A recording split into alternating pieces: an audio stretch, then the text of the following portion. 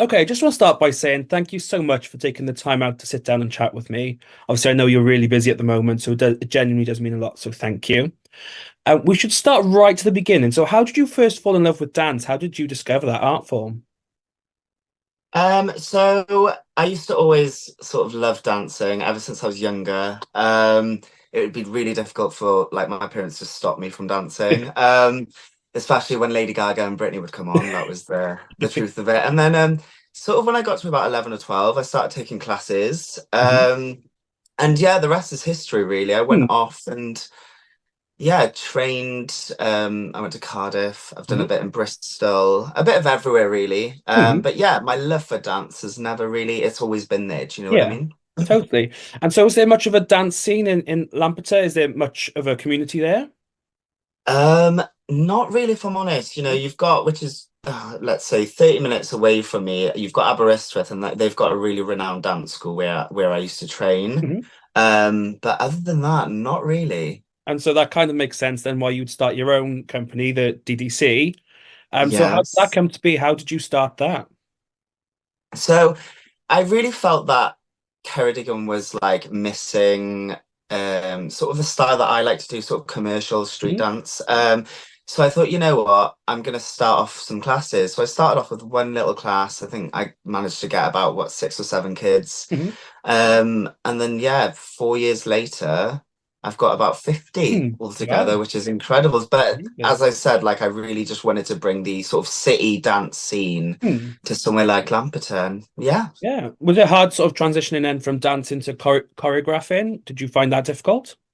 I do feel like um I think choreography has always been sort of like my first sort of go-to. Like I'd Mhm. always find myself creating and choreographing. Obviously I've trained in dance specifically, Yeah. but yeah, choreography has kind of been my main love, if that makes Hmm. sense. So Totally. yeah, no, I don't think I found it too difficult. Hmm. So when in the journey then did the drag get introduced? How did you sort of discover drag? How did that start? I think it must have been at the beginning of lockdown, Hmm. and I pretty much had nothing to do at home. I was trying to think of new things to do, as we were Hmm. all just trying to find things to do. Fine. And I've always had a love for fashion, makeup, performance, Mhm. and I thought, you know what? Let's give it a go. Let's try out with some makeup. And yeah, the rest is history.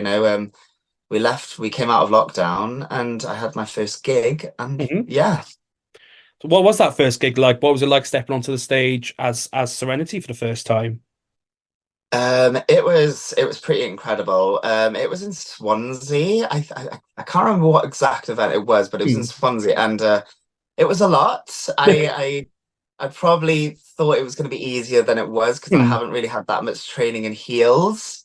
Yeah. Um, I think I had to do like 8 numbers. Do you know what I Wow. mean? It was a lot, but we made it work, and Hmm. yeah, obviously I really enjoyed it because I wanted to carry on with it. Hmm. Was the plan always to sort of fuse dance with the drag persona? Were those two things always going to align together? I think so. Hmm. I definitely think so. It would be hard for me not to sort of fuse that in, Yeah. especially with the music that I'm into, which is kind of sort of well, I'm into all sorts of music, but I think with my dancing background, it just Hmm. made sense to include it within my dance within my drag. Hmm. Totally. And so where did the name come from? How did you decide on Serenity? So this is so random, but I used to play this game that I was obsessed with when I was younger on the PS2, and you'd have to collect like these little gems. And Mhm. there was a gem, there was like a Serenity stone there. And literally, I don't know why, it just came to my head one day. And like I said, it's one of my favorite console games. Mhm. I'm really glad that I picked that name because I do feel like it just fits my Hmm. drag character, my aesthetic. So yeah, that's where it came from. Yeah. And so is there much of a drag scene then in Lampeter, in Ceredigion? Not at all. As I'm aware, I think I'm still the only drag queen performing Wow. drag artist Yeah. here. Yeah, I think I'm the only one. So what was it like getting started in somewhere that doesn't kind of have a scene? What was that sort of journey for you like? At first I was a little worried. I was like, oh, how are these people gonna Mm. uh yeah, what's the rapport going to be like? And then I started doing it. I can't quite remember where my first gig here was, but yeah, I started performing and people just loved it. I was really Hmm. surprised by the response. Yeah, and I just carried on doing it, and now I've Yeah. thankfully built myself sort of a name here, which is really, really good. Obviously, the Queen of Ceredigion. Yeah, that's what I didn't want to say, but yeah, I'll plug that in. Yeah, the Queen of Ceredigion. Well, obviously, we'll Yes. come back to the sort of drag scene in a minute. But one of the first gigs that I kind of knew you from was Draglings. So, what was it like doing, taking part in that for the first when you performed in it? So, almost 3 years ago. What was it? What was that experience like? Oh gosh, I remember being a bag of nerves. So like I had done that one little gig in Swansea, Hmm. and I remember Draglings being my second one, which but it would Wow. have been my first one in Cardiff. And yeah, I was a bag of nerves, but I got to perform there, and it was yeah, just incredible. The sort of the rapport from the crowd was amazing. I had met so many amazing drag artists who I'm Hmm. still friends with to this day. Wow. I met Annie Ben, Mist, Alibama, all of them, and Hmm. yeah, it was. I'm so glad that I did it. It was worth Hmm. it. And talking about keeping the connections, obviously, most recently you were invited back to host. So, what was it like to get that call to host an event that you were once a part of? It was not to say I was shocked. I was a little shocked, but not really. I Hmm. knew it was about time. They'd Yeah. asked me, and I was waiting. But oh, it was so lovely. The crowd were amazing. I absolutely had a blast, and I think it was being able to take on that hosting role in Hmm. Cardiff. It was really nice to yeah Hmm. show a bit more of what I do within Hmm. drag. Yeah, it was lovely. Do you host regularly? Is that a part of your performance style usually, or is that something new? So yeah, around here, I think drag is very different to what Hmm. it is like in a city or anywhere like that. In cities and other things I get booked at, they'll ask for a number or two and that'll be that. Hmm. But down here, because it's only me, I tend to host, we'll do games, live vocals, a bit of everything really, Yeah, because you've got to keep the audience going for about an hour. totally. So yeah, a bit of Hmm. everything.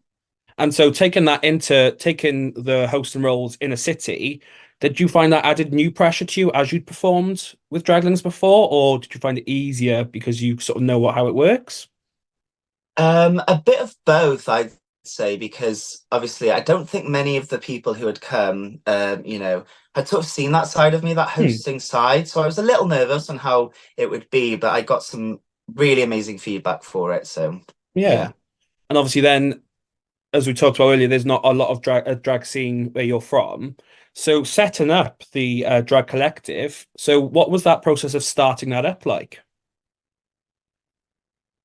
So again, I really wanted to bring more drag down to where I live. Hmm. And I wanted to bring sort of the drag artists that I knew and loved really well and sort of bring them down to me in Lampeter. So it started off with an idea. I contacted my local village hall that they do a lot of things Hmm. at. And yeah, the rest is history, really. I made it happen. I think the first one was just under 2 years ago now. Wow, So yeah, the fourth one will be coming up, and I'm really excited for it. fabulous. So what was the feedback from the sort of community then? Are they so I know obviously you said there's not a lot going on in terms of drag. Was there any feedback from the community when it was announced this event would happen for the first time? Yeah, the feedback was really good, surprisingly. Hmm.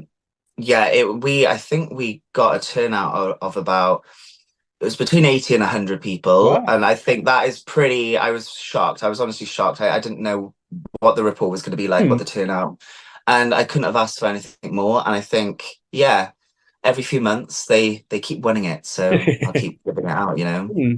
And obviously that event went well because, as you said, we are getting ready for the fourth installment now of the event. So, as someone who's never been, what can we expect from a drag collective show? So at a drag collective show, you can expect big, bold performances. We'll have vocals, lip syncs, more theat on the theatrical Mhm. side, I'd say. We've got a beautiful stage, beautiful lighting, and yeah, a bit of everything for everyone. yeah, something that's you probably haven't quite seen before. Amazing. And obviously you've selected a cast of people. So what went through your brain selecting sort of or suggesting who should be perform as a part of this performance? So I had put out a little feeler on my Hmm. Instagram story. Obviously, there's so many amazing drag artists, especially Fabulous. Yeah, locally thank in you. Wales. So I put out a feeler, and then I sort of had a look, and my main thing is to sort of make sure I've got a variety of Hmm. performers. And I think, with Neon, Justin, Olivia, and Anita, I feel like they've all got something really special Hmm. within them all, and still yet very different to how I perform. Lovely. So yeah, my main thing is like variety, I'd Fabulous. say.